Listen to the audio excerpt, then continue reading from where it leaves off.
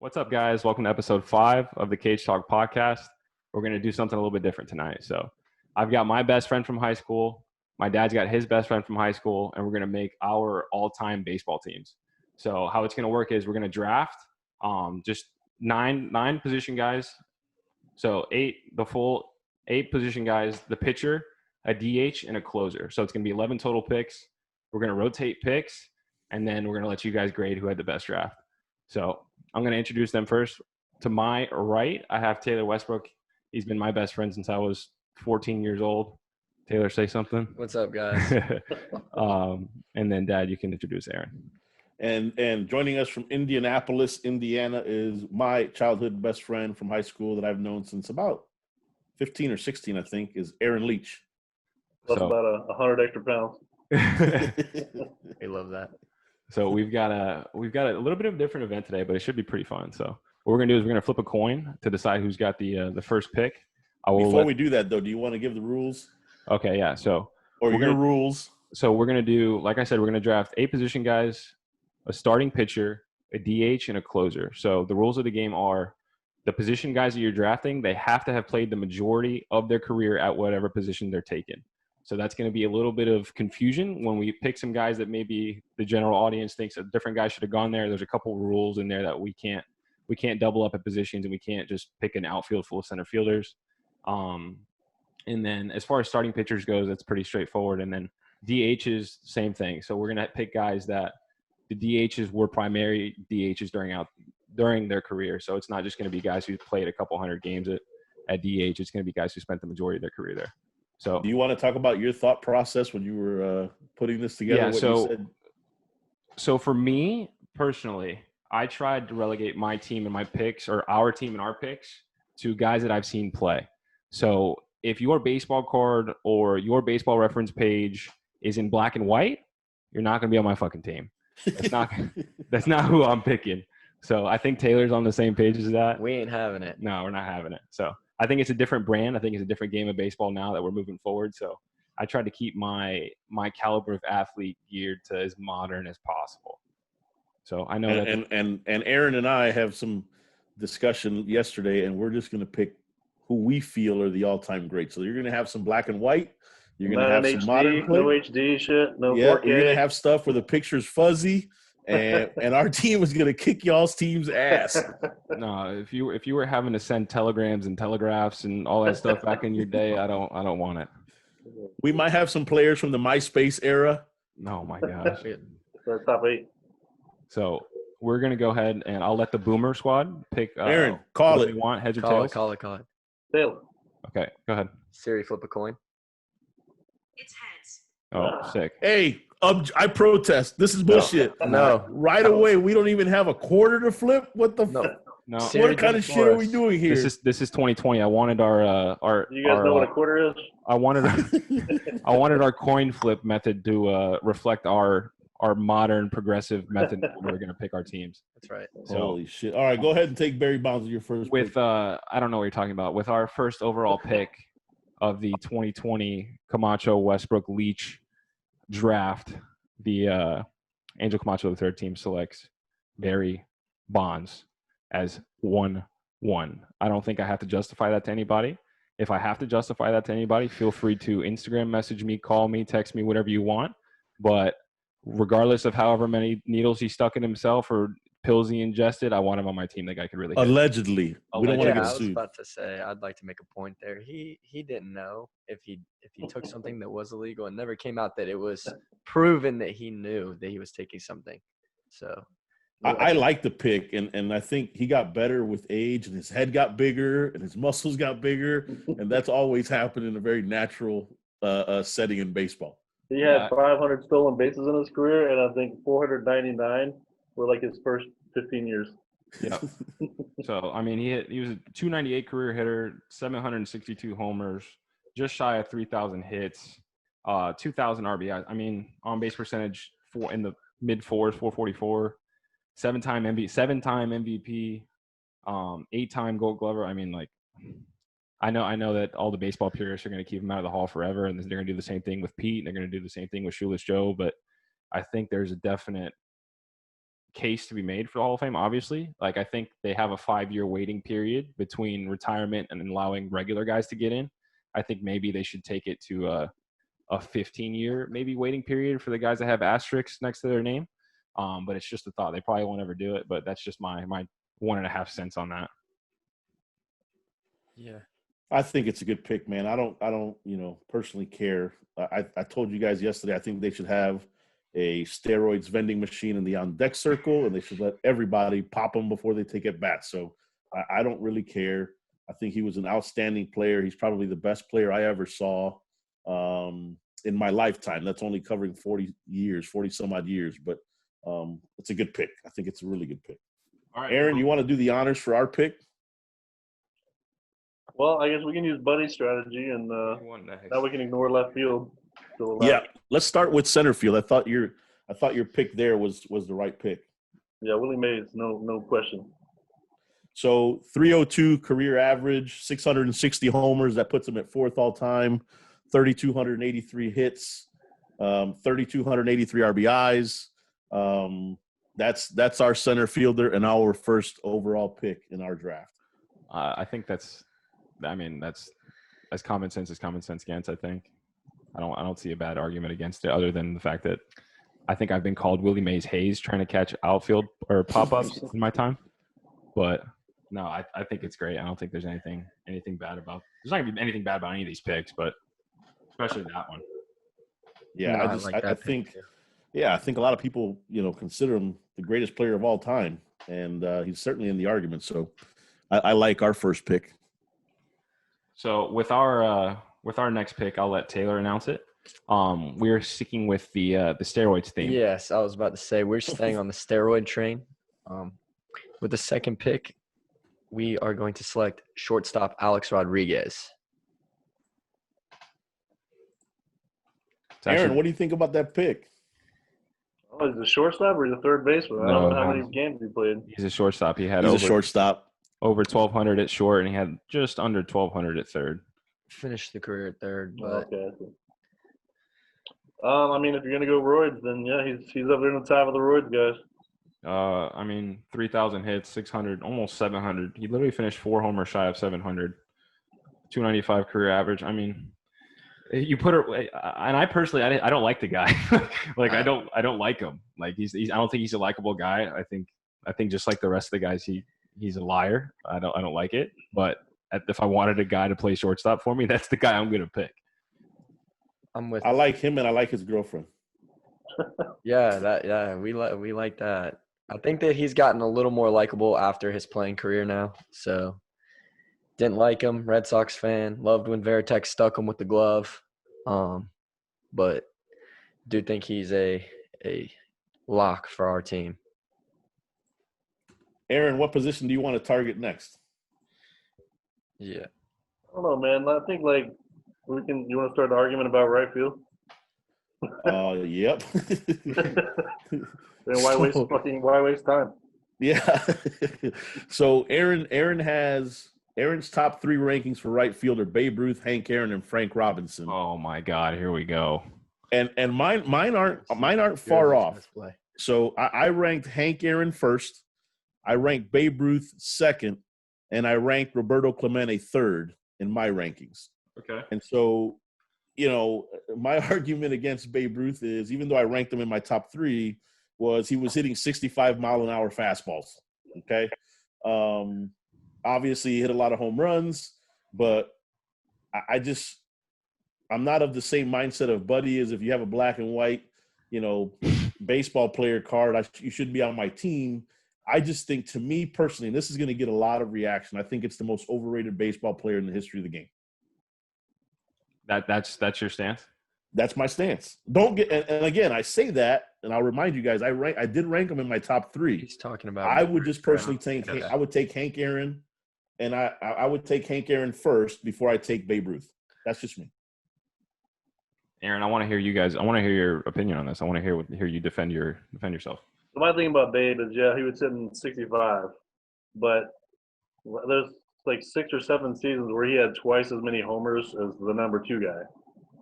So in his era, no one dominated in any era like he did. And the guy, his ERA was 2.28. He's had 150 starts. So, I mean, if it was that easy to hit, how come he was mowing guys down left and right? Because he weighed 452 pounds. Yeah, that all guy. the rest of these guys were just getting over like the Spanish flu. So Cecil Fielder, but that dude hit 50 homers in 1990. One of those two. I think if you drop Babe in right now, he'd get his ass kicked. But if he had the same equipment, everything that everyone has these days, he would adjust. Better You know, defensive. he'd do just fine. So you're telling me if Babe Ruth was in today's game, he would be lifting weights and running? No, he'd be smoking cigars and drinking whiskey. You think David Ortiz lifted weights and fucking ran? I read a story about Babe Ruth that said he used to eat like 12 eggs, like a whole chicken, like a case of beer, and that was like his breakfast. And he would just do that 3 times a day, and that's why he looked like the way he did. I just can't get behind a guy that when I watch him hit on not even on TV. I don't even know if they were TVs back in the day, whatever the hell they were. No, there was no TVs then. No, but watching footage of him back in the day, he's hitting in game, and his feet are together. That like what? Like, how do you just? I don't understand. That's what I go back to. And by the way, I wanted to say this, Aaron, because I was listening to Dad before the show, and he was kind of giving me your idea behind your picks. Mm-hmm. I think your pick and your mindset is very similar to what I would believe Kevin Costner and Field of Dreams would pick. Like, it's very it's very grandpa-ish. It's very very baseball purist. I appreciate it, but I think it's an old guy take. I'm just saying, if he was in today's game, he could still do okay. If you just picked him up and dropped him in today's era, yeah, he's terrible. But I mean, at the end of the day, the guy hit 714 homers. If you can hit 714 homers, I don't care if you can do it in BP, man. You can hit still. So I want, before we make this pick, I want to read something to you guys, and what I'm about to read to you guys does not have obviously the beauty that is 700 homers or whatever the hell he hit, but here my third pick. I'm just going to read you the numbers: 317 average, 1,300 RBIs, 1,400 runs scored, 3,000 base hits, 12 consecutive Gold Gloves in right field, 4 batting titles. That's why I put Roberto Clemente in my top 3. I mean, I just think the guy was able to hit. He had a cannon for an arm. He was a hell of a defender. I just think all around he was an unbelievable player. Yeah. Granted, the 240 home runs are substantially less than Babe Ruth in his heyday. But I thought for a semi-modern player, those numbers are pretty damn impressive. Yeah, that's a do-it-all guy right there. Yeah, that's the kind of player I like. But, again, it is Babe Ruth. I'm going to take Aaron's advice and say we're going to take Babe Ruth to play right field for us, even though he's going to be drunk at half our games and he's going to be out of shape and probably have cardiac arrest in August. We'll take Babe Ruth with our pick. here's my thing though, with either if we pick Babe Ruth or Hank Aaron, the drop off after that is pretty steep. So Yeah, I would agree. That's why I think we should go right field.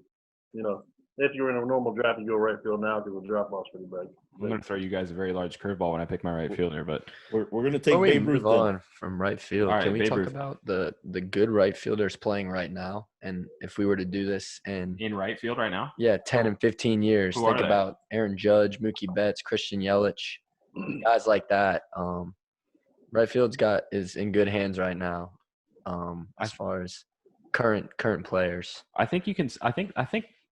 I feel like right now in today's game and the way that sabermetrics are kind of changing the way that we view stats, I think that those guys are going to be held to a slightly different standard than what we're evaluating now. Well, yeah, definitely. And I think with the long ball playing a big part, if Aaron Judge can stay healthy for a couple years, I think that he gets up there in the home runs, man. I think the 1 year he stayed healthy, he got near 60, didn't he? He's playing in a Cracker Jack box too, though. He is. That right field fence is quite short, but that's a big guy, man. I think we saw that on display when he was just belting homers at the Marlins Park, which that's before they shortened it too. Right. So, Are y'all fucking picking Aaron Judge right now? No, we're not picking Aaron Judge. No. Come on now, get it. I was just saying, baseball's in good hands. Baseball's in good hands. Letting my guy speak on his passion right I now. thought you guys were stroking out over there. I was No. like, what the hell's Come going on on? now. We are what is this? The fifth overall pick? We don't like strikeouts. I don't know what fucking pick this is.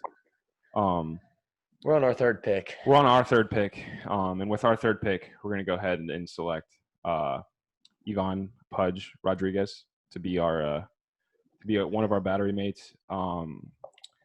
Just shy of 3,000 hits, 2,844 hits, 300 homers, 300 average. And he's an MVP one time, 13-time Gold Glover. Puerto Rican guy, and I know I'm a fake Spanish guy to most of my friends, but I feel like for me, we were picking between him and Piazza, and Taylor loves Piazza's story, but for me, it was just 13-time Gold Glover is hard to argue with 300 homers and a 300 average to go with it. So just to give you guys some rundown, I had Pudge ranked second on my list. Grandpa Aaron did not have Pudge or Piazza on his list. I had Pudge second and Piazza third, and Aaron, has all these guys I've never heard of behind the plate. Yogi I'm Berra? You never heard of Yogi Berra? I'm kidding. All right, we'll turn it over to you guys to make your. I think it's your guys' third pick. Aaron, I say we go closer right here. We know who's going off the board here. Going to be. Yeah, I mean, that one's a pretty easy call if you want to go closer. Yep. I think we take that off the board for these guys because they may pick like Ryan Dempster or something if we take Mariano off the board. Stop it. So with our pick, we are taking Mariano Rivera off the board. Oh, shocker. Congratulations, Shocker. Yeah. I think there's been more people walk on the moon than have scored on Mariano Rivera. I was about to say, do we need to argue that one? Is that a thing? Like, we can talk about it if you want. I can't wait to see who you guys go with after that. You guys aren't gonna like it, but I don't care. All right, who do you want to go with next? Just point it out. This is safe. What do you think about this? Because they're gonna have to go the other one.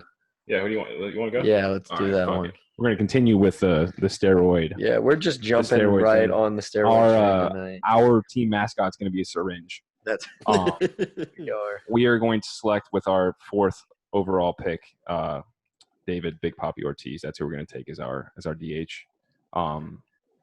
Honestly, I didn't realize how good Edgar Martinez was. I went through both the stats. I never got to see him play though, so that's why I went with Papi. Obviously, Edgar Martinez wasn't one of the black and white baseball cards guys. His numbers were ridiculous, but you have Papi's numbers up too? I do have David Ortiz's numbers Go up. ahead. So he's a career 286 hitter, 541 home runs, 2,472 hits. The one I like to throw in there is 17 swiped bags. So he's in that category. He did swipe bases. Probably double steals a lot of the time, but he's in that category. 552 slugging, 1,768 RBIs. One of the most iconic speeches of all time, and when you talk about sports history, after everything that happened in Boston with the Boston bombing, the whole "This is our fucking city." Absolutely, the guy's iconic. Absolutely. So I mean, it's hard not to love that fat guy. Yeah, I think that's a great pick. Aaron had him ranked number 1 in his DH spot.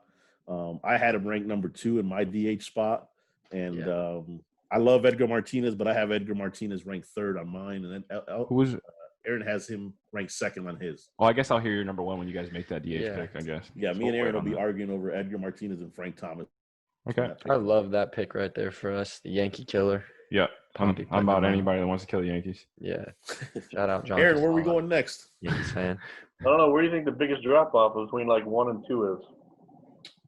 We're safe here. We don't have to pick here till later. Yeah, we're safe there. For me, it's probably We'll go here. second base. I agree. Okay, we'll see what they go. And we're in agreement. We're in agreement there. They're gonna go. We got almost the same list on that Not one. any of these guys. Yep. We're I gonna don't even go. know who this is. What's that? Do they know who this is when we say I his doubt name? it. I doubt it. So I'm gonna let you announce it so I can look up some stats real quick. Go ahead. All right, I don't know what pick this is number, but it's we're going second base. Joe Morgan, Big Red Machine. He had Joe Morgan is. Yeah. 268 homers, 689 steals. Now I'm an old guy, but I'm kind of into the WAR stat. That's WAR, good. Career WAR 100.5. It's pretty damn good. I know you guys are going to Robbie Alomar. His WAR was 67. No, I think they're gonna go Robinson Cano. Cano? Yeah. Still play? He still plays. He still plays. So Like Joe. as we started looking at this, the reason I fell in love with the Joe Morgan, I'm a Ryan Sandberg guy, but when you look at the numbers to me and you're putting together an all-time team, the thing that convinced me and kind of put Joe Morgan for me ahead of Ryan Sandberg was the steals, right? So right away when you're thinking about putting a team together, That's what I want. we got an all-time second Half his baseman, but career we has also been got a very leadoff guy that can lead off for us and steal bases and kind of set the table. So that's why I kind of tip my cap to Joe Morgan there too. That's some big numbers. I mean, all of the online sites that we looked at and we were kind of piecing our stuff together, he was number one on the list on everybody's list. So I don't think that's something you can really argue with at all. Yeah. So good luck with Robinson Cano. Hey, we're gonna have a little bit of swagger to our team now. Yeah. So Yeah, I hope he's swagging from the bench because he's always hurt. that's another thing to consider though with these types of things. So, with our fifth pick, I don't know what fucking Staying pick with it the is. steroids one more time. Is he a steroid guy? Oh yeah. Okay, so Oh, big time steroid guy. Just fits the bill for us. He's got steroid guy. He fits the bill. We're gonna go with Robinson Cano. He's probably, other than maybe Javi now. Growing up, he's my favorite defender to watch. One of my probably my favorite swing of all time. Everybody wants to talk about Ken Griffey. He wasn't before my time. He was right around when I was born. He was still playing. But growing up, this was the guy that I got to watch. I was like, man, he is smooth in everything that he does. So that's kind of why he wound up on our side. 2,500 hits, 324 homers, 300 career average. One-time World Series champ, two-time Gold Glover, which I think is a product of maybe not being a full effort guy all the time. The two-time Gold Glove. I read a thing. It was kind of a joke in pro ball. Some of the guys saying that they read a thing that if Robinson Cano couldn't take 2 steps and get to the ball, he just kind of showed and just kind of let the ball roll into the outfield, which I thought was funny, trying to keep the fielding percentage up. But for me, it's just a guy that I love watching play, and I couldn't find at second base. I couldn't find any person that I want to have on my team more than I want to have him. So I personally love the slugging numbers for him. Almost 500 for especially for a second baseman. You know, Big time. that's a little bit of pop that a lot of second basemen don't usually put out. While your boy's taking 2 steps to get to a ground ball and Joe Morgan's chewing everything up on our right side and stealing bags, you guys are going to be done. Listen, bro, Robinson Cano's hitting balls into the upper deck, so it's all right. We got our base swiper. We're trying to hit. We're hitting on our side. You guys ever see Joe Morgan's videos for hitting? He had the little chicken wing thing going on. Oh, yeah. You guys remember Joe Morgan playing? I remember him doing Sunday Night Baseball and shit on ESPN. That's what I remember Joe Morgan from. Well, he was good at that too. Black and white. Yeah, but I don't. He was probably had color. No, Yeah. what do you mean? He was in the 70s. There was some color hues. TV. Listen, there. bro, the the 70s. He was in the 80s, too. Yeah, but the prime came red, blue, and yellow. This big red Bro, machine days. As far as I'm concerned, the 70s for us is black and white. Yeah. I'm just kidding, by the way. A lot of great players in the 70s and 80s. I'm just kidding. Aaron, where do we go next? We don't have to pick shortstop or left field because those are off the board. Third base. I think since they're making fun of black and white, we should go right into black and white with first base. Oh, yeah, they're going to love that. They won't know who it is, but I mean. Hold on. Is this another boomer pick? And then we got to talk about your number 3 pick because I just now saw it. It fucking made me laugh. What position are you guys on? We're going to go first base, I think. Right, Aaron? Okay. Yeah. This is going to be this is a big pick right here. This is a big pick. So our first baseman is none other than Lou Gehrig. I looked up those stats earlier. This is a really tough one to beat. These are some ridiculous Nintendo statistics. So, Taylor, you said earlier you like the slugging. This guy's a 632 slugger, Dude. top 5 all time. 447 career on base percentage is 5th all time. 13 consecutive seasons he had a 410 on base percentage. Top 10 in runs per at bat. Scored 115 runs in 13 consecutive seasons. 340 career batting average is 15th all time. 300 batting average in 12 consecutive seasons. I mean, this dude, the numbers that this guy put up were just monstrous. Wait, Henry Pujols. So good luck with Pujols. Okay. Well, Let's talk about Palmeiro, man. Why'd you have Palmeiro number 3? Yeah, let's talk about that. What the heck that's is his that? favorite. That's his favorite player too. My favorite player of all time is Rafael Palmeiro, and he Oh, gets no love because of the whole steroid thing. But let me give you some He numbers. would fit You would right get there. love from us. I can tell you get love from us. Yes. I'm going to pull him up because I knew this was going to come up, and I knew Aaron was going to talk shit to me. 3,020 hits, 569 homers, 288 batting average, 1,663 runs, 1,800 plus RBIs. I mean, the guy was an absolute player, and he was my favorite left-handed swing of all time. I know everybody says Griffey, but this was my guy growing up. Loved watching him. Actually, me and Aaron got to see him play live one time, right, Aaron? Didn't he run Sandberg out of town, though? He sure did. He was banging Ryan Sandberg's wife. Jesus. Oh, good. Yeah, that's a true story. And so that's why he was my third on my list. I love that guy. All right. Well, You guys like steroids, guys, so you guys should love him. no, we do. We do. We're all for the steroids, guys. Don't get me wrong. All right. So with our, I don't even Fifth. That's got to be at least sixth. I don't fucking know. He says fifth. With our fifth pick, we're gonna go ahead and take the big unit, Randy Johnson, as our starting pitcher. That's nasty. 303 career wins, 100 WAR, career 3 ERA, 4,000 innings, 4,800 strikeouts, a 1.1 WHIP, 5-time Cy Young, Triple Crown winner as a pitcher, 4-time ERA. Like, I don't know what other justification you need. The guy threw 105 miles an hour with his left arm as a starting pitcher for from an awkward arm slot too. It wasn't, And he destroyed like a bird crossing home plate one time. That was awesome. And he just looks like everybody, all my white friends, drunk 6'10" uncle that lives in the woods and does redneck shit, but he just so happens to throw 105 miles an hour and wipe out sliders and is one of the best, if not probably the best starting pitcher of all time. One of my favorite baseball videos of all time is him throwing over Kruk's head and just striking fear into the heart of Kruk, man. I love that. Did he do it to Larry Walker too? Was that the guy that Larry Walker did the flip around helmet? Yes. Yeah, that was I like that video a lot better than Crucky's video. That shit was funny. Hey, here's my favorite thing about this Randy Johnson pick. Aaron didn't put him in his top 3. Who I hope you had Pedro in there because that was going to be our other guy if you guys picked up. I had Pedro was going to be my number 1, but my thing about Pedro is he only goes like 5 innings. Oh my God. 5-6 innings, he's out. You following the boomer Kevin Costner and Field of Dreams theme, you probably had like Sandy Koufax. Yep. And I don't even know who else, but He probably guys that had baseball cards in black and white. No, he had Sandy Koufax, Tom Seaver, Roger Clemens.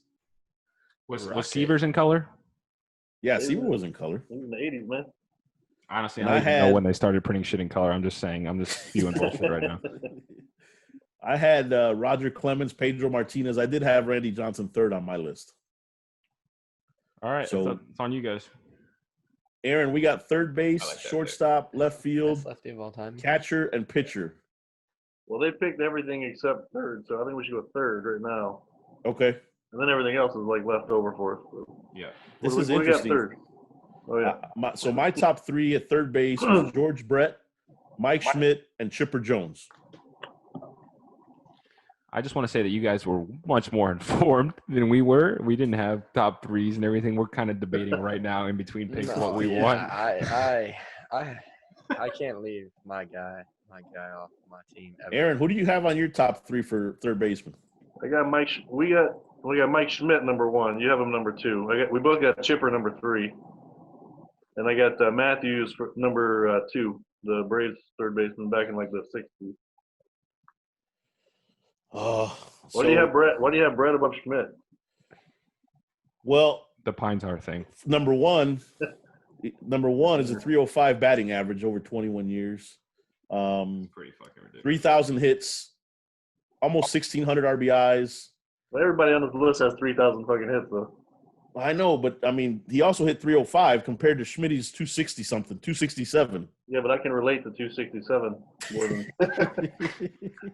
You could fucking relate to 157.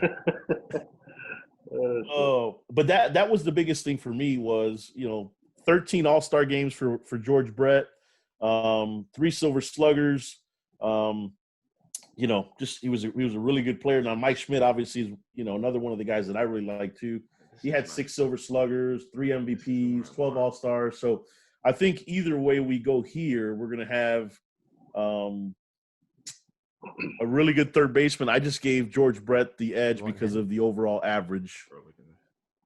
Well, we went Babe Ruth over Hank Aaron, so you can have this pick. Well, if I get the pick, I'm going George Brett, buddy. All right, we'll just leave our 548 homer Mike Schmidt guy on the bench then. That's cool. George Brett. George Brett. You guys are making it tough on me now. So I'm going with, again, I try to stick with the theme of guys that have seen with my own 2 eyes play and not having to watch YouTube highlights of them. So initially I was going to pick Adrian Beltre. So one of the most recent 3,000 hit guys, 477 homers, 5-time Gold Glove, 2-time platinum glove winner. And then I started digging more into the stats, and then you look at Mike Schmidt's stats, and it's like 106 career WAR, 548 homers. The average is low, but who gives a fuck? He had 550 homers. 10 times. Oh, so you're coming to the Boomer side. Yeah, this is the one pick on the Boomer side that I think. Taylor doesn't like it though. Why do you not like this pick? Dude, Who's your guy, Taylor? Chipper Jones all the way. Oh, get the fuck out of here. I can't have a team. I can't have a team without Chipper Jones on it. It's my favorite player of all time. The reason I wore number 10 growing up, grew up idolizing Chipper. Okay. Well, defend your pick statistically, not emotionally here. I'm trying to make sure we win what this do you want me to draft. say? 303 career batting average, 468 home runs, 1,623 RBIs, switch hitter, from both sides of the plate, hit over 300. So, I mean, it's tough to argue. It's tough to argue. All right. So 8-time All-Star, 2-time Silver Slugger. I'm torn here between listening to my counsel here. 7 All-Stars, 2 Silver Sluggers, and 1 MVP compared to, and I'm not selling you guys on this, but 6 Silver Sluggers, 3 MVPs, 12 All-Stars. Mike Schmidt, don't get me wrong, Chipper Jones is a fantastic player. I enjoyed watching him growing up. But Mike Schmidt and George Brett were just different cats. Well, in the again, I'm going on the Angel train right here. I didn't get to see either of those guys play. I grew up watching. No, I think you guys should pick Chipper Jones. I really that do. was, I think, the Don't change it up now. This was the one pick that I was considering changing it up for. And in all honesty, I would pick this guy, but I'm trying to be a fair leader here and listening to my input on my guy. This is the most emotional pick that he's had. So we're gonna go ahead and we're gonna select Chipper Jones as our third baseman. I don't know how you don't love it, dude. Their team sucks. I don't even know if I like it, honestly. With you're leaving Mike Schmidt with 10 Gold Gloves, 6 Silver Sluggers, and 550 home runs on the bench, but we'll fuck it. We'll pick out of emotion. We'll be emotional, I guess. Mike Schmidt can keep score. Mike Schmidt will be our. I got a really good Chipper Jones story, though. I got a good Chipper Jones story. I used to wait tables in Florida. Yeah. Came in one day with 3 of the hottest chicks you've ever seen in your life. Gets a table of 4. 10 minutes later, 2 more of the hottest chicks you've ever seen in your life come in. They're like, yeah, we're meeting someone here. They look around the restaurant. They go right to Chipper Jones' table. They look just pissed off. But they go anyways, and Chipper just has a meal with, 5 beautiful women.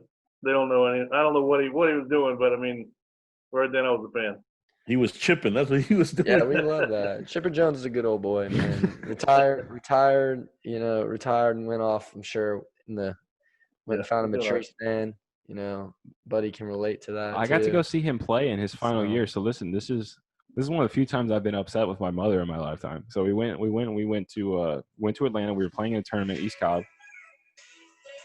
I don't know what the hell is going on here. Nice job, guys. Sorry, it's an ad. Not I. It's an ad. My Damn apologies. millennials. Baseball Reference is trying to pay for their stuff. I'm sorry. But we went to East Cobb to play in the tournament.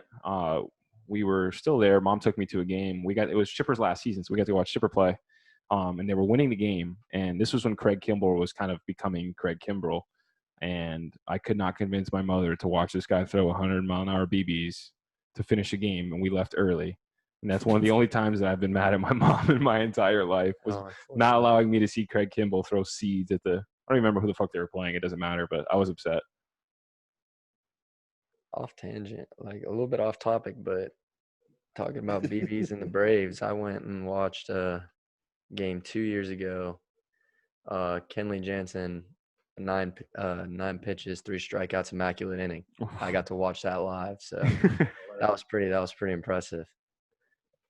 That was a regular Tuesday night for Aaron when he was in high school ball. Yeah. Oh yeah, Aaron. Hey, I hit 333 my senior year. I'll have you know. 1 Hey. for 3. 1 for 3. That's it. Jesus. Hey, where are we going next year? We need a pitcher, a catcher, a shortstop, and a left fielder. Everything we need, they've already picked, so we can just. Where do you that's want to go? good. I said we go catcher because we agree. Yeah, let's go with the shit we agree on. Yeah. You guys want to guess who our catcher is? I'm gonna go ahead and say you guys are gonna pick Yogi because you guys are boomers. Nope. Oh well, that was my guess. Nope. I have a pick. I have one. I'm gonna go with Who do you Johnny think it Bench. is? Who do you think Johnny it is? Bench. You got it.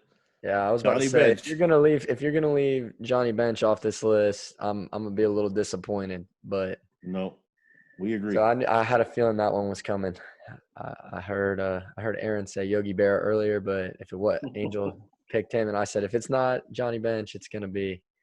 That's he got robbed. Yeah, 267 average, 389 homers, 75.2 WAR for those young millennials that like that stat.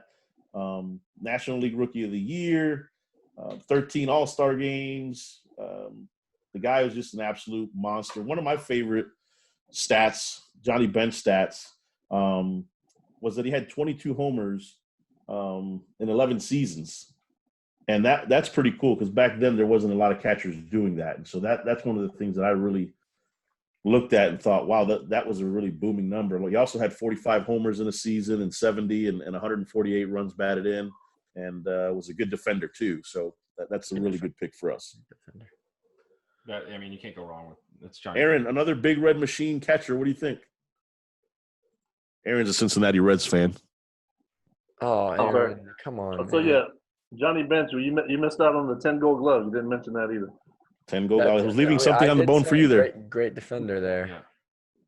All right, you guys passing the torch. Yep. All right, so we had a little bit of discrepancy, a little bit of debate on this one. But I'll go ahead and say that with our whatever the fuck pick this is, we're gonna select Miguel Cabrera, and with that pick, we were gonna go with Albert Pujols, and the reason why I didn't go with Albert Pujols is, yes, he's got 600 home runs. Yes, he's got I think he's still above a 300 career hitter. The last 7 or 8 years of his career have been super down. The years in St. Louis have carried his career numbers. And obviously I've gotten to watch most of his career play out in person. But for me, I've learned a lot from watching Miguel Cabrera hit. I mean, he's got 2,800 hits. He's still only 37. He played when he came in his first year. He was only half a year. He got hurt another one of the years. So he's gotten his career shortened just a little bit, and I think that's why he hasn't hit the career 3,000 hit mark yet. Career 315 hitter, 477 home runs. So he would have hit his 500th career home run this year if it wouldn't have been for Corona. 2-time MVP, a Triple Crown winner. Hasn't been done since old Teddy Williams did it.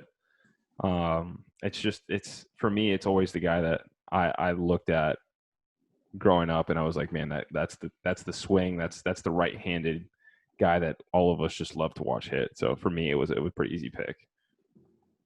Yeah, let's clarify that he's playing first base because he was a way below average defender. I'm reading. I completely forgot he played outfield. Well, we're talking about him defending at first base, not outfield. No, I know. I'm bringing that up. We have dissension on the other team, Aaron. Yeah, It's over. you know. We wanted our guys to hit. We didn't pick a team based on defense. And base running clearly. We're not stealing any bags. We're hitting the ball over the fence, guys. Yeah. That's what we do. We're hitting bombs or punching out. Aaron, I say we go to shortstop because we agree on this since A-Rod was already taken. Yeah, we got the same exact top 3. Yep. So we're going to go for shortstop, I think it's the first Cub making our team. We're going with Mr. Cub, Ernie Banks. 512 homers. So there's a guy that hits the ball over the fence when, early on in his career, he was a power hitter, really good defender, and I think fits the bill on our team very, very nicely. So we'll take Mr. Cub. That pick pleases you, doesn't it? It does please me. I wanted to get Sandberg at second base, but I couldn't justify it with Morgan's numbers. All right. Taylor, which one do you want? I'm going to save him for last. Yeah, we got a lot to talk about with I'm him. going to save him. I like our right fielder, man. You want to pick right fielder right now? Yeah, let's go. Yeah, I got his line. All right, so this is going to be another one that's going to be a little bit different. Definitely not a steroid guy, but definitely probably not on everybody's list of top 3. We picked our integrity guy right here. Yeah, this is the one guy that's going to keep the rest of our guys in check. Yes. So with our whatever the fuck pick we got, we're going with Ichiro Suzuki, Japan's finest. I think that you made a good point earlier. So before I'll say his line and then I'll let you pull it up. But 117 career homers, obviously that's down, but career 311 batting average. Here's our base running guy, 509 career steals, 780 RBIs, 3,089 hits. So he cracked that 3,000 mark. 402 slugging, which is pretty impressive, honestly, for not having that many home runs. Buddy, I want you to make that point that you made earlier. That's something that's, I think, misunderstood by a lot of people. And when he broke the 3,000 hit barrier, and around the same time, there was the thing where, he has more hits than Pete does, even though he's playing in Japan. You better not say that shit. I'm not saying he's hit king. I would never say that. But what I'm saying is maybe, just maybe, if he would have came over at the regular time that he would have started his career in Japan, at a regular time he would have started his MLB career, the guy would have been – I'm not saying he would have broken the record, right? That's not what I'm going to say. But I'm saying he would have been in contention of breaking Pete's record. And let me justify this. So from the years 2001 to 2010, he had over 200 hits every single year. So he went 242, 208, 212, 262, 206, 224, 238, 213, 220, 214. That's a lot of hits, dude. And that's a lot of hits for 10 straight years. That you also, in those years that he mentioned, he led the league in hits that year, 7 of those years. Right. So what was it, 10 years in a row? And 7 of those years, he led the league in hits. In that first year that he had 242 homers, he also stole 56 bases. Yes, not to mention he was an MVP, 10-time All-Star, 10-time Gold Glover, Rookie of the Year, 2-time batting title, 3-time Silver Slugger, and an All-Star Game MVP. And in 2004, just to kind of cap it, he hit 372 in 2004. Love the way he went out as well. I thought that was special. That was a good way for Ichiro to end his career. How many years did he play in the big leagues? Played 19 years in the bigs. And what was his hits total in the bigs? 3,089. Okay. Pete played 24. Yep. And he had 4,256. So Ichiro still 1,200 and some change short. Yeah, but if you look at let me just give me a second. As he got older, there's no way he's hitting 200 hits. But you wouldn't be adding those hits at the tail end. You'd be adding them on the front end because he would have been here. He would have been in America. He was playing in the bigs at 27. If you would have started at 20 like the rest of these guys are doing in the modern day, you're talking about getting 200 hits a year for 7 years, and he did it for the next 10 years from 2001 to 2010. What you're failing to mention though is he came over as a veteran. And when you make your debut in the big leagues, very few guys that are breaking into the big leagues are getting 200 hits their first couple of years. Understood. So you're assuming that he's going to get 200 years his rookie year and his sophomore year, and that's a pretty big assumption considering there's not a lot of guys that have done that in the history of baseball breaking into the league. It's fair to say, but still, it's 7 years. Most of the big-time, prime-time stars are coming in to the big leagues when they're 20 to 22 years old. So if he comes in at that time, he's got 7 years working. If he goes 150 hits a year, he's got it. Just happy you guys picked somebody that can play defense. That's pretty. Hey! Easy. Hey, we picked Pudge too. Pudge had 20 Gold Gloves too. We picked A-Rod. Ichiro had a cannon for an arm. Yeah. Dude, a rocket. Yeah. Rocket for an arm. Don't come in my Pudge defense had like that. 12 Gold Gloves. We got Babe Ruth though, and right, so we're good. Yeah, our guy can't even move. You hit it into the corners inside the Parker. Dude, also, Babe Ruth base hits or doubles with Babe because he can't bend over to pick up the ball. Well, he may as well get it. It's okay. Hey, our guy's got to kick it all the way to second base. We'll turn it over to you guys for the next one. We're missing pitching spot and left fielder, Aaron. And we don't have do we have a DH yet? No. So let's go. What do you think? Left fielder, we agree on. I like that one. Do we? No, Yeah, yeah. Good pick. Go ahead. Okay, left field. I don't know what is this, our ninth pick. We're going with Teddy Ball, Ted Williams. Yep. I love that pick personally. I love that pick. Yeah. I wish we weren't staying, modern day right there, because I feel like that was, I talked with Mr. Angel about it earlier, arguably the best hitter of all time. So Yep. I don't think 762 reasons why he's not. I don't think we will ever see somebody hit 400 ever again in a season. I think the game's evolved. People are throwing too hard. Their sliders are too good. Nobody's ever going to hit 400 again. So that'll stick forever, I feel like. If you look at our list, we have two of the greatest baseball players of all time in our outfield. Even though Babe Ruth is about as athletic as me, we got Babe Ruth, Ted Williams, and Willie Mays is our outfield. You said two. What's y'all's outfield right now? Three of the greatest. What's y'all's outfield right now? We've got Ichiro and Barry Bonds. So we got one great out there. Are you guys saying Ichiro's not a great now? Is that what we're saying? I think Ichiro's a great ball player, but let me repeat: Ted Williams, Babe Ruth, Willie Mays. Dude. We have three of the top 10 players in the history of the game playing outfield for us. Listen, my third guy is not yet done playing, but when he's done playing, he might be the greatest of all time. So that kind of weighs out all of your other stuff that you got going on over there. Does he play in Los Angeles? He does. He might. He plays in Los Angeles in front of nobody. But we need to get him out of there. We're gonna go with our center fielder is gonna be Mike Trout. And oh man, I've been waiting to talk about this one. So fucking talk and do it. Man, Mike Trout. What can you say? Definitely the best player of the last decade. Honestly, like you said, definitely the best player I've seen growing up. As far as being consistent from the moment he came in, top to bottom. Let's see, 8-time All-Star, 285 home runs right now, 200 steals. He's only been caught 36 times. Big guy too, so moving around at that speed is super impressive. 305 career average, 3-time MVP. He's never finished below fourth in the MVP voting. I love this pick for us. I think that he really rounds out our outfield. Do you guys want to hear my favorite Mike Trout stat? Yep. Mike Trout in 9 years in the bigs has a 72.8 career WAR. Derek Jeter in 20 years has a career WAR of 71.3. If that doesn't show you He's a bad how man. fucking unreal Mike Trout is, I don't know what will. So career 300 hitter, 1,300 hits. Not to mention playing in a lineup where they don't really have to throw to him. There's you're not really scared of Pujols at this point. You got a wrinkly Albert Pujols. I forgot who hits in front, like Cole Calhoun or somebody. You got a pitcher that DH is hitting behind you.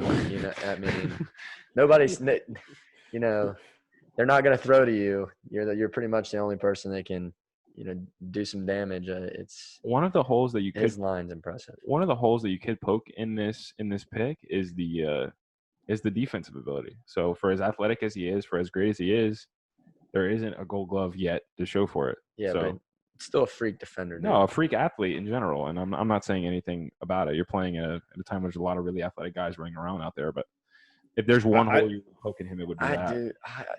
I like the Gold Glove, but I'll tell you this: since you're talking Gold Gloves and you're talking outfielders, Jason Hayward has a closet full of them, and I wouldn't pick Jason Hayward over half of Mike Trout. That's what I was about to say. Jackie Bradley Jr. is going to steal that Gold Glove every single year.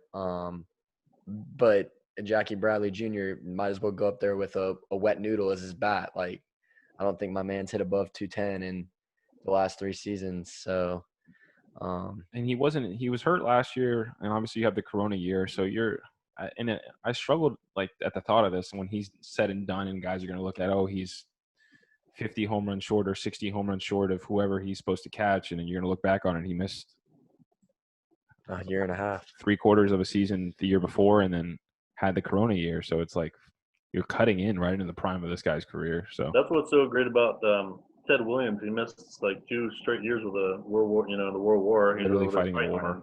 Still, too. Yeah. That's nuts, man. And that's I didn't get to mention that about Ted Williams is he's for as different as the hitting schools of old and the hitting schools of new can be, Ted Williams is really like the godfather, the grandfather of the modern hitter. And I think that's something that like that's a completely different podcast and whatever and everything, but that's something that like is so overlooked, I think, by most guys and hitting instructors. Like there's some that really recognize his importance of it, and there's some that don't even brush on it. But that's like his philosophy is kind of the foundation for how most people teach hitting nowadays. And that's pretty incredible that he established something when he did that's still, for the most part, in a changing game. There's not a whole lot of truths that are still around from that day's game. So it's pretty cool. He was big on hit the ball in the air, right? Yep. He not necessarily hit the ball in the air, but just kind of get on plane. You know what I mean? Like he was the anti kind of swing down before that became popular kind of thing. So that was and I think a lot of people should take note, especially little league dads who teach their kids to hit balls into the ground, and that's why they're never good when they get old. But just take that for what it is and implement that in whatever it is you do. For those of you guys who are trying to teach young guys how to hit. Aaron, where are we going next? You know what? If you pick starting pitcher, it really doesn't matter who you pick. Anybody you pick is gonna. There's not a lot of difference between the great starting pitchers to me. Well, I'm glad you said that because I think there is a little bit of difference when you look at Sandy Koufax and Roger Clemens. So on Aaron's list, he had Sandy Koufax, and on my list, I went Royd Ball because Roger Clemens' numbers are just so eye-popping. 133.7 WAR in his career, 354 games. 133 WAR. 133. Really? 133. Yeah. 133.7, actually, almost 134. 354 wins. I mean, he was averaging almost 8.5 Ks, or a little more than 8.5 Ks per 9, and a 3.12 ERA for a guy that pitched mainly in the American League in his career with the DH is, to me, just unbelievable. And I get it. I know there's the steroid stuff and all that other stuff, but when you look at Sandy Koufax, which is one of the all-time greats, you're looking at 165 wins. You're looking at a 54.5 WAR, 2.76 ERA, which is unbelievable. But Slightly higher. He had played half the time that Clemens did, though. But I understand. You have to double everything based on that. Yeah, but even then, if you doubled it, he's still short. Even if you gave him the benefit of the doubt, I don't know. I mean, Roger Clemens, that WAR is unbelievable. I mean, just give him a couple needles, he'll be there. But I really don't care who we pick starting pitcher. Looking at our list, yeah, there's not one that I'd be like, no, he sucks. I mean, they're all gonna shut someone down, So who do you want to go with? So I'm good with Clemens. If you want to go Clemens, I got him on my list. Yeah. So on Aaron's list, we've got Sandy Koufax. He's got Sandy Koufax ranked first, Tom Seaver second, Roger Clemens third. On my list, I had Roger Clemens, Pedro Martinez, and Randy Johnson. So I had a little bit more of the more modern guys. Aaron went back with some of the old legends of the game. How about this, Aaron? I'll pick pitcher. You pick DH. All right. I would have also put Kershaw on there, but he would have shit the bed when we needed him to play a big game. Wait, pause though. That also goes back to they had a couple Astros of the Astro series in that was last year or the year before. That he got destroyed by them in one of his starts. Like that's.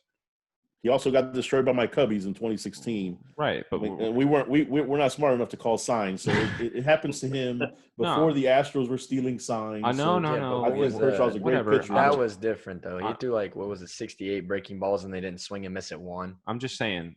And you're talking. I like good hitters. I like the guy. That's why I'm defending. I do too. That's why I'm defending that one particular instance of that. So, dude, his curveball's dirtier than a blind man's toilet. I don't know what you're talking about. Not to get one swing and miss. Are you kidding me? Hey, that Astros team is really good. No, they're not that good. They were pretty good. Not making contact on every Kershaw curveball that was in the zone. We can break this up into 2 podcasts if you guys want to get into that next. But Aaron, all I can say is we're missing a DH. Our team is nasty right now. No, we're good. We're good.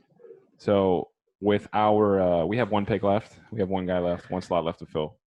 And you guys aren't going to agree with this because he's still in the middle of his career and the numbers aren't eye-popping or anything, but I don't really care because I would not want to step in the box. but we're going to go with, for our closer, we're going to go with Aroldis Chapman, because at the peak of his dominance, he was untouchable.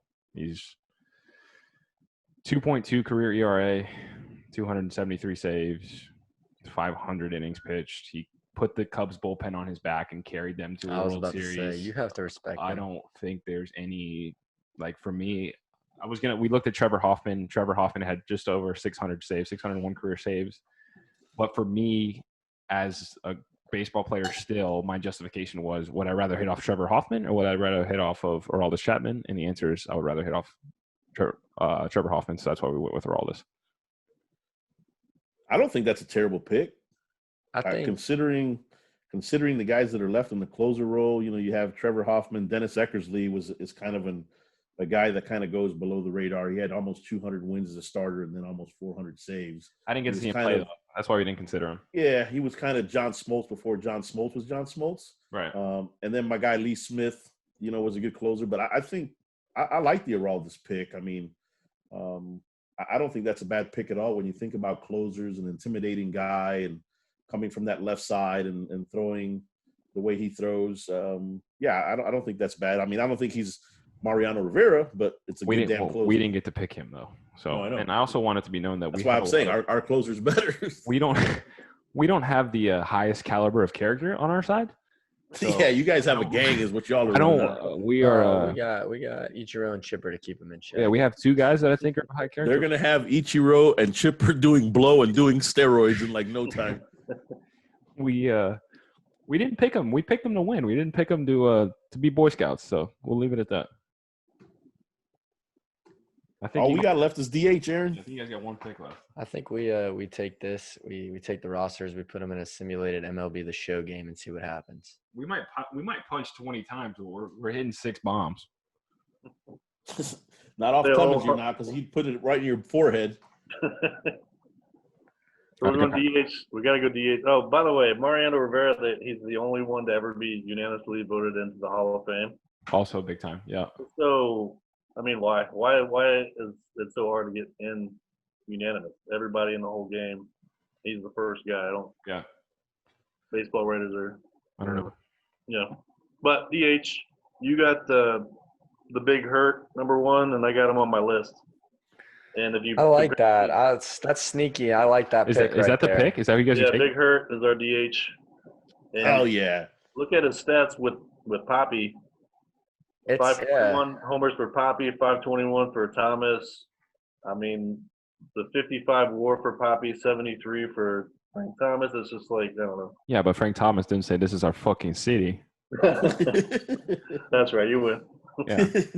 Hey, let's do a quick rundown. Let's go position by position, starting with pitchers. You guys tell me your pitcher, and then I'll give you ours. And we'll go that way through the whole list. We picked the big unit. We had Randall. We had Randy Johnson. So Randy Johnson was their pick. You want to grade them head to head? Is that what you're saying? No. I just want to give the people the list, and then when Nick gets on here to do the editing, he can put up the side by side maybe comparison.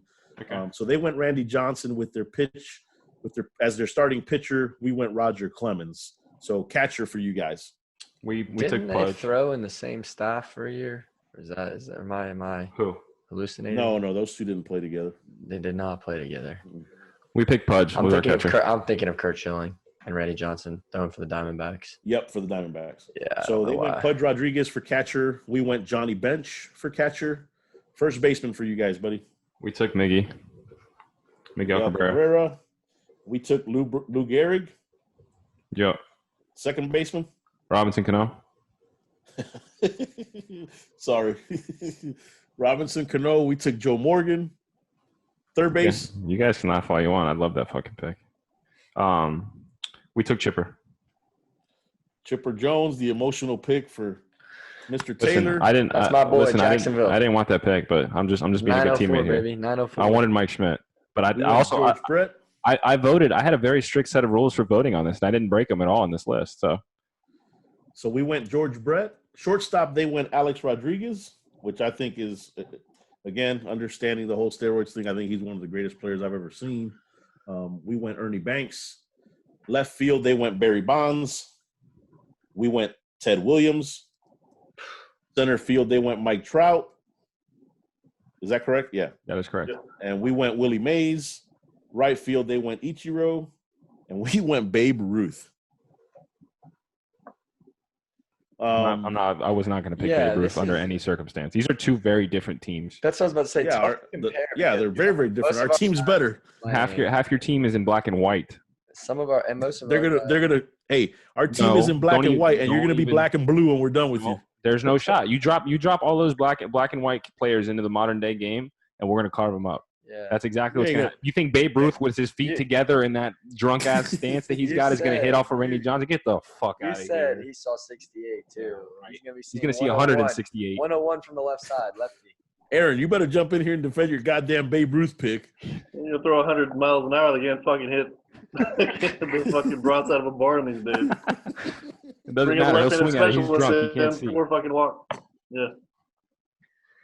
No, I mean, if you're gonna tear down Babe Ruth, you're gonna tear down anyone. I mean, what are you gonna say? No, I don't. That's the thing that sucks about this. The one thing that sucks about this is you gotta kind of tear down great players, you know. Yeah, for sure. When you argue for one guy, you gotta. Doing this kind of thing is really hard, man. I don't think there's any real way to kind of justify it. I don't know if there's any real simulator that you can dump these guys into and have these teams play that's going to be fair. No, there is. I just created it on my computer. Our team won 13-6.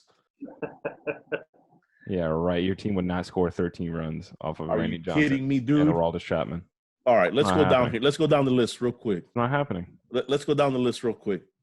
Babe Ruth is taking you guys' yard. He used to hit socks 500 feet. Going 0 for 4 with 4 The baseballs back in the day were like a sock, not these jacked up shits that you guys are hitting. Center field was 485 feet away. Yeah. So Babe Ruth is taking you guys. First of all, the Polo Grounds center field is 500 feet. Straight down the line is 275. So I don't want to hear the shit. I played the video games. You get the head out, the ball's gone. That's what I'm it. Saying you can fist balls over 275 feet. That's Houston. That's where the Astros play. And the Yankees nowadays, too, again. So I really think that we have the better team. I don't think you guys do. You guys are looking at a team that's going to punch out 26 times a game. It doesn't matter. All we got to do is run into 2 different balls. We're good. We're going to walk a lot. We're going to hit a lot of homers. We got the modern-day lineup. You guys got the boomer lineup. That was the whole point of the draft. You know what we need to do? I'm anxious to know how many stolen bases we have on each team. How many gold gloves we have? I got Pudge behind the plate, bro. That's the only one you have that can catch the baseball. No, we also Ichiro had 10. Ichiro's got 10. Okay, I forgot about Ichiro. Robinson's got 2. 8. We have A-Rod. I don't know if he has any gold gloves. Our second baseman has 10 gold gloves. A-Rod, no, that's what I'm saying. A-Rod, listen, classified as a shortstop. Both his gold gloves he won was when he was a shortstop with the Rangers. So how many did he have? 2. He had 2 with the Rangers. His last 2 seasons with the Rangers, he was a Gold Glover. Who? A-Rod. A-Rod. Oh. At shortstop, not at third base. No Gold Gloves at third base. So, either way, like I said, we hit the ball over the fence. We do. We hit a lot of home runs. I mean, everybody in both lineups hit the ball over the fence. And that's truth also. Yeah, except for Ichiro. We got our lead. Aaron, what team do you think is better? You better say ours. I mean, I'm biased, but I think ours will kick the shit out of it. Yeah, that's what I'm talking about. I don't see it, honestly. Well, what we're gonna do, buddy, when we put this episode up, we need to put a poll with it. Listen, guys, I love you, but if you guys vote against my team, I'm gonna be fucking hated. We're gonna I'm gonna get out and vote 75,000 times. I'm opposite. I want this to be fair. I want to know. How are we viewers, gonna make this I want to fair? know. I want to know what team they would prefer. The viewers. I want like team A, team B. Like the problem is all of our viewers are going to be teeny boppers that are y'all's age and don't know any of these other ball players. No, not necessarily. Not necessarily. This gets put out. This gets put out. Listen, my dad watches this. I had a very strict set of rules, and I was only picking guys that I've ever seen play because I know that the level of competition that I've seen in my lifetime is higher than anything you're going to sell me from 1930. And I don't think that's arguable. The 30 is correct. Yeah. I agree, but that's when you if you take any of those players and put them through the system, like say Babe Ruth started coming up through like the 70s or 80s, and you put him through the minor league system today, he's got everything that the players do today, he'd be fine. Yeah, probably. But my argument against the Babe Ruth thing is they would play double headers and they would see the same pitcher for 18 innings. But they only had like 10 teams, so they were actually good pitchers. They didn't have 55 teams like they do now. Right. But if you get to see the same guy throw 300 pitches in a day, you're going to get some hits. Yeah, definitely. You're going to get some hits. I agree with that. But Babe that's Ruth just, doesn't get hits. He hits homers. He that's doesn't like to run but that's fast. just the argument of this whole debate, and that's kind of why I wanted to keep it to just guys I had seen because I think that shows though just how much the game evolves. but You you, know, but you can see that across all sports though, right? I- Like that's not just baseball. not necessarily, not as much with football though. Like, Are you crazy? The caliber of athlete you're seeing? yeah, obviously people, but the game has been played the same for a while. It's actually, if anything, it's getting softer. Where I feel like the more exciting stuff in baseball are home runs and strikeouts, and people are going to be able to see that now because that's how the game's going. Where football's going in the other direction, they're taking, hard hits out of the game. You're getting flagged for targeting now. But does softer necessarily mean worse in terms of Yeah, they're losing fans because of it. fuck the fans? I That's what I'm personally don't want to watch a game where, the one exciting thing is somebody gets ripped and then you see a yellow flag go down because you hit them head to head. Like back in the day, you think like Ronnie Lott was not out there just trying to kill people. All I'm saying is I saw the other day, and I don't know who it was, but it was somebody that was arguing on behalf when the NFL made their top 100 list. You guys remember that when they made their top 100 best players of all time list, and they didn't have like any modern day wide receivers on there, and somebody had posted a picture of one of the receivers who I'm not gonna make it a race thing, but it was a white guy. It was a white guy from the 50s who was playing receiver, and then they said that these guys had heart, these guys had country strength and all this stuff. And then it was a picture of DK Metcalf, which I don't know if you guys know what DK Metcalf looks like. It looks like he was carved out of a fucking rock. And it was like, you really think this guy is going to go up against this guy and this guy is going to win? So that was just the argument of the NFL. Hey, but I was there to time that white guy's 40, and it was 6.56 back then. Hey, he could get open. I think we're going to have a whole other podcast for to take this into the whole MJ LeBron thing, because I know that's something that you're super, That super podcast passionate can be done in 30 seconds. MJ's better. Podcast over. But I think there are some arguments to be made on both sides, and I think that's something I would want to get into in a setting because I know how biased you are, and I'm actually pretty impartial. I don't really care either way. I like greatest. I like the greatest. But let's go greatest. I think they're both great players, man. But Michael is just different, and I know LeBron's great, and he's got all the fans and all this other stuff. But there's something about Michael Jordan, man. It was just different. Wilt Chamberlain. Oh no, Aaron! Here we go. Aaron. Peach basket guys here. Bring me back next week, and I will. He played when they shot the ball in the basket, and they had to get the shit down to get the ball out. They didn't got the bottom of the thing out yet. Well, at least they can make a shot back then. Oh, dude. He was. All the other guys were 5'6", except for Bill Russell. Yeah, Bill Russell got his ass kicked every fucking time. He's got 2 hands full of rings though, And a toe. and a toe. Yep. But He's got 11 Something rings. else. is there anything? This was a lot of fun. Yeah. Anything else you guys want to add? Any other points of contention that we can bring up to argue about or debate about or anything like that? I think the biggest debate or point of contention for me would be our team is truly an all-time team, an all-time great team. Y'all have an all-time great modern team. But I think that's accurate. I think I can get behind that. Yeah. I will admit that there are going to be maybe some gaps in our lineup just based on our bias to the guys that we had seen play. But I'm okay with that, and I'm okay with that only having guys on my team that lived while I was, or not lived while I was alive, but played while I was alive. So I do have a question because this is one of the topics that I want to discuss with Buddy, and we were going over the closing pitchers, and his numbers aren't eye popping, right? But I brought up Goose Gossage. oh yeah. Like the Goose. Okay, so obviously his last year was, let's see, 94. So I would have never seen him play. But my dad says that back in that time, nobody was throwing 101 miles per hour. That he was different. So he was like he was the Aroldis Chapman of that time. So I'd like 100%. Goose Gossage was. I don't know if I would say the first big time closer, but he was definitely the real deal. Like he'd come into games were over. I mean, he was the first big one that I can remember, Aaron. I don't know if you can remember another one. I mean, we're only 43, but like Goose Gossage was legit. That's what I wanted to bring up was like he obviously Mariano Rivera, you guys took the best closer and you ran away with it. We'll give it to you. Like there's no argument there, but like so that's what I was saying with the dominant closer. You said when he came in, the game was over. Like kind of that, like you said with Chapman, kind of striking the fear. Like if you're down in the ninth and you see Goose Gossage running out of the bullpen, your hope kind of goes. Well, here's the biggest difference too. He wasn't running out in the eighth or the ninth, rather. Those guys were pitching multiple innings, and that was the other thing. Those closers were still throwing 2 and 3 innings. So it's not like today where you're coming in for 3 outs and you're done. Those guys were pitching multiple innings. So now is that maybe why the ERA is not like Chapman's?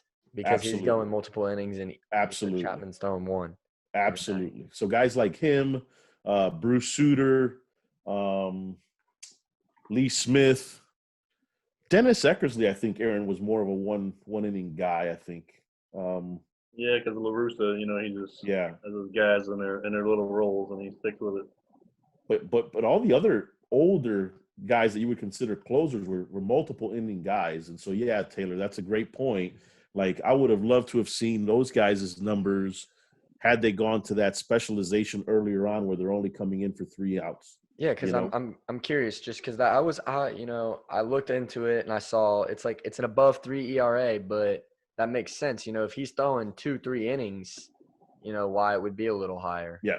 Lee Smith, one of my guys on the Cubs that played multiple teams, I think he had close to 400 saves, but he threw like 800 innings or something crazy like that over the course of his career. And so when you think about that, a guy like Mariano had 600 saves and maybe 700 innings or 750 innings or something crazy like that. And so when you look, those guys are throwing multiple innings. And Buddy said something about, Babe Ruth playing double headers and seeing the same pitcher twice. Well, those guys were throwing 250 pitches a day, and, they had complete games every time they ran out. And so imagine back then if those pitchers had a deeper pen and they were only having to go 5 or 6 innings like today's guys. It's a totally different ball game then. Just looking at it, like Aroldis Chapman is, about at the halfway point of where Goose was at in his career, and he's only got 33 wins. And Goose Gossage had, I'm off the page now, but I think it was in the 130s. So he was winning games, late in the late innings and wasn't getting saves for that, which is I think why the save total may be down a little bit too. But I was curious about that. That's what I was told. I was told that he was one of the more dominant guys of the closing pitchers. But when had a really good mustache too, by the way. Yeah, he did. Man, that was thing, nasty. I wish I could rock that. I think that just goes to show you how hard. Him and Raleigh fingers. I think it just goes to show you how hard making these kinds of lists are. There's so many different variables and different things and different nuances to all the different eras that it just kind of makes it really hard to make the team that you guys were making more so. For us, it was a little bit easier because our player pool is a lot more narrow. But for you guys, there's a lot more variables to consider when you guys are making a team like you guys just made. Yeah. But you guys, that was fun, man. That was a lot of fun. Yeah, I had a blast. Thanks for having me. Maybe we can do this again with maybe the MJ LeBron thing. Maybe we can. There's a bunch of different things that we can do. Is there anything you guys want to add before we kind of close it out? No, I'd just like to tell everyone thanks for the vote for our team, and we look forward to winning the debate. Hey buddy, there's no shame in second place, man. There is no shame in second place, young bucks. Listen, if I lose based on my decision to stick to guys that I had seen play, I think I'll be okay with that. I'll be all right with that. Yeah, we need another poll for this Chipper Jones, Mike Schmidt thing. It's starting to irritate me now. All right, that's starting to irritate me. That's the one. That's the one pick that I was just weary of, but I don't. No, we're not even weary of it. Before we get off, real quick, I know, Taylor, you said Chipper Jones was your favorite player, right? Yes, absolutely. Buddy, who's your favorite player? I didn't see. I get asked this a lot. You don't have to. It doesn't have to be somebody you drafted because mine didn't get drafted. I'm gonna explain the thought process. So for me, that's something you get a lot. Like growing up and as now as a professional baseball player, it's like, man, who's your favorite player? Like, who did you idolize? It's like, man, I didn't really idolize anybody growing up. I didn't have a guy that I absolutely loved. As I've kind of grown and matured in the game, like I love watching Nolan Arenado as a third baseman, and then just being able to watch him defensively and then offensively and everything that he does in his work. Like that's the guy I love to watch.